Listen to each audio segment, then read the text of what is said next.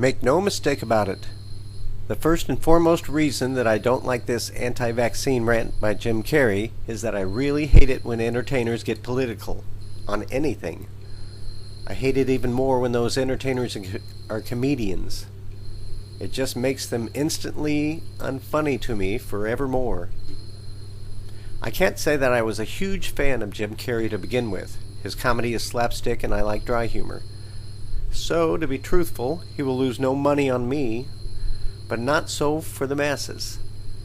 He may have just retired with his weird ravings on vaccines. Scientists say that he is confused and wrong, and I will always put my money on science.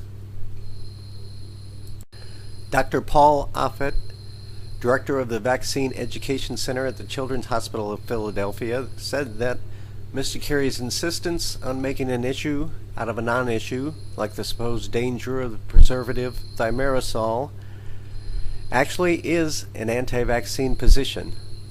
Offit explained, by Offit's count, there are several high-quality studies that show thimerosal in vaccines does not cause autism nor development delays in children who receive them.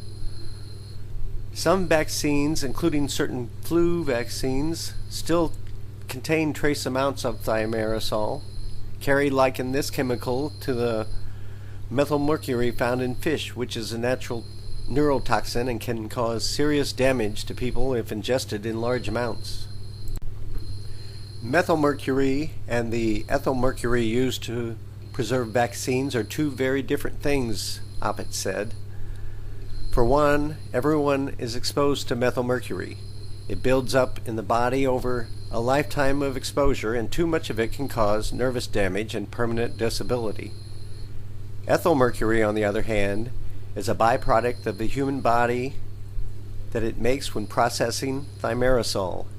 It does not remain in the body for long amounts of time.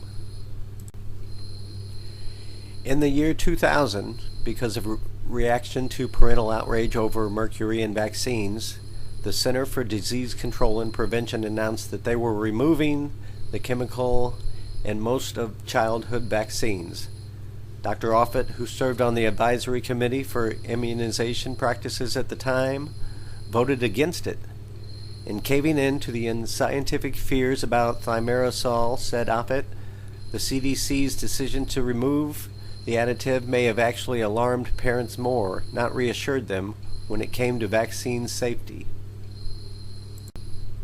I think they unnecessarily scared the public about thimerosal, said Offit. They caved to the perception that mercury just doesn't sound good, instead of trying to educate the public that the quantity of mercury you're being exposed to in vaccine is infinitely less than anything you're going to be exposed to elsewhere. In short, and to agree with Dr. Offit, Jim Carrey is not a doctor, he's not a scientist, he is an actor. Personally, I believe that he is an actor using his prestige to wrongly influence people, and that is very dangerous. Also, personally, I'm not so sure how long he's going to be an actor anymore.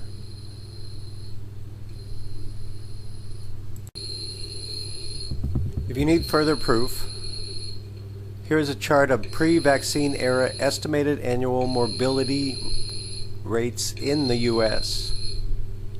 That's pre-vaccine on the left side, and on the right side are the most recent cases reported in the United States.